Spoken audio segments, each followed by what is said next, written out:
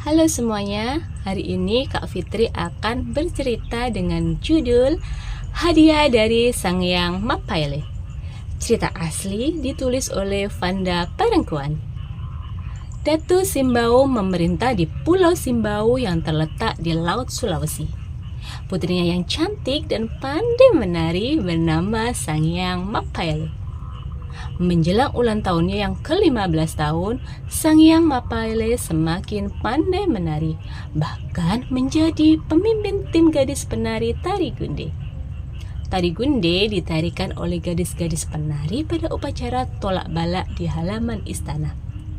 Upacara ini diadakan setiap tahun, tepat di hari ulang tahun Sang Hyang.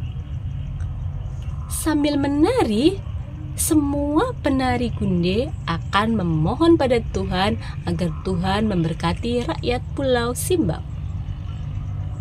Rakyat Pulau Simbau percaya jika Sang Hyang Mapaele memimpin tarian, maka Tuhan akan menerima permohonan rakyat.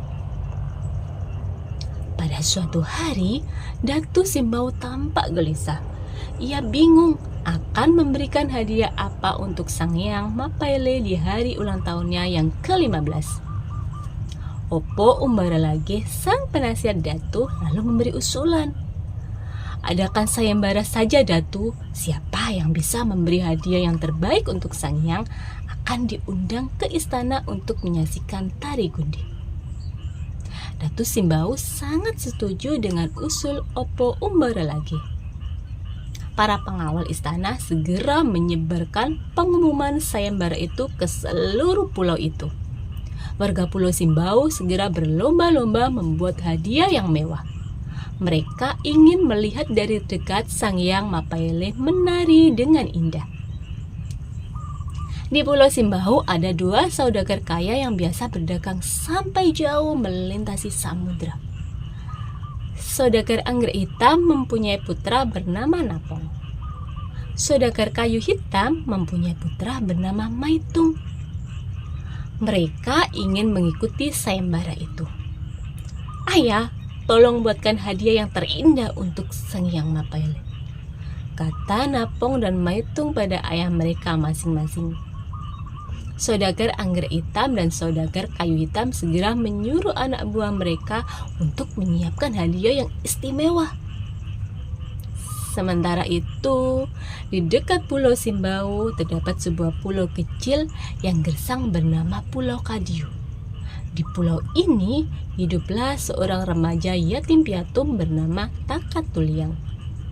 Ia hidup dengan kakek dan neneknya yang biasa ia panggil dengan sebutan Tuta dan Wawu. Tuta adalah pembuat alat musik tagonggong. Alat musik ini mirip gendang. Wawu sangat pandai melantunkan sasambo, puisi indah yang berisi nasihat-nasihat. Sejak kecil, Takatuliang diajarkan bermain tagonggong dan melantunkan sasambo. Takatuliang bahkan pandai membuat tagonggong sendiri. Ketika mendengar sayembara dari Pulau Simbau, Takatuliang tertarik. Ia ingin memberikan tagonggong buatannya sendiri untuk Sang Hyang Mapaele. Kalau bertemu Sang Hyang dan Datu, aku punya satu permintaan, cerita Takatuliang pada Tuta dan Wawu. Kakek dan nenek itu mendukung rencana Takatuliang. Pada hari yang ditentukan, ratusan warga pulau datang ke halaman istana membawa hadiah. Para penari Gunde membantu memilihkan hadiah. Tampak hadiah dari Napong dan Maitung yang paling istimewa. Kini Sang Hyang tinggal memilih di antara kedua hadiah itu. Sang Hyang, saya membawa hadiah 100 anggrek hitam, ucap Napong sombong memamerkan karangan bunga 100 anggrek hitam. Sang Hyang malah mendelik kesal. Rupanya kau putra pedagang anggrek hitam langka. Jangan lagi merusak lingkungan. Oh, betapa terkejutnya Napong. Sang Hyang, aku membawa hadiah rumah-rumahan besar dari kayu hitam. Sang Hyang bisa minum teh di dalamnya, ujar Maitung bangga. Sang Hyang semakin marah. Rupanya ayahmu yang sering merambah hutan kayu hitam. Kayu eboni langka hanya kau jadikan rumah-rumahan. Maitung sangat malu. Ia dan Napong lalu buru-buru pamit untuk pulang. Opo umbar lagi dan Datu Simbau jadi kebingungan. Kini Sang Hyang tak punya hadiah. Di saat itu datanglah Takatuliang membawa sebuah tagonggong. Ia datang ke Pulau Simbau dengan berperahu. Hamba Takatuliang dari Pulau Kadio yang gersang, ujarnya memperkenalkan diri. Hamba membawa hadiah tagonggong yang bunyinya sangat jernih untuk mengiringi Sang Hyang menari tari kunde, ujar Takatuliang lagi. Sang Hyang tertarik melihat tagonggong itu. Takatuliang lalu membungkuk hormat dan menyampaikan satu permohonannya. Apakah Sang Hyang bersedia menari tari kunde di Pulau Kadio yang gersang? Hamba akan iringi dengan tagonggong ini dan latunan sasambu. Jika Sang Hyang menari dan memohon pada Tuhan, mudah-mudahan Pulau Kadio bisa menjadi subur seperti Pulau Simbau. Mohon Takatuliang. Sang Hyang dan Datu terharu mendengar itu. Aku dan teman-temanku akan menari tari kunde di Pulau Kadio, janji Sang Hyang Mapaele. Datu dan Sang Hyang sepakat memilih Takatuliang pemenang sayembara itu. Walau hadiahnya sederhana, namun niat Takatuliang sangat tulus. Esok harinya, rombongan Datu Simbau tiba di Pulau Kadio. Datu merasa bersalah karena tidak memperhatikan pulau kecil yang gersang itu. Upacara tolak balak segera disiapkan.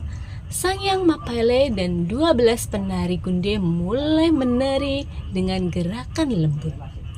Takatuliang memukul tagonggong dan melatunkan sesambo mengiringi tarian itu.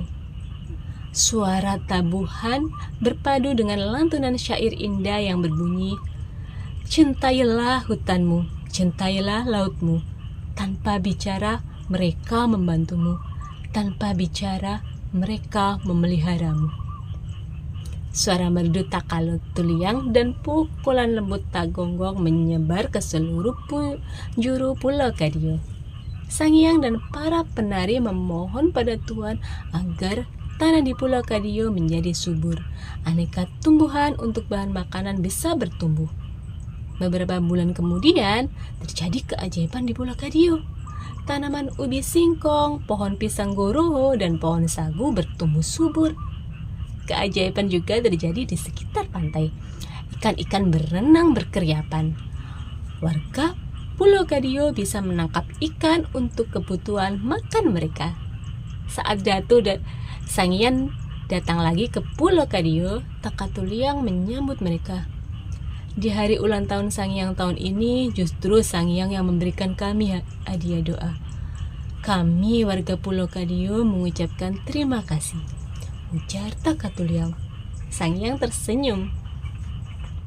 Setiap kali melihat tagonggong darimu, aku teringat ternyata lebih berbahagia memberi daripada menerima.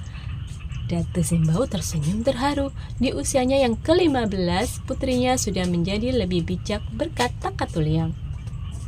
Sepertinya Takatuliang pantas menjadi calon Datu Pulau Simbau nantinya, pikir Datu Simbau sambil tersenyum.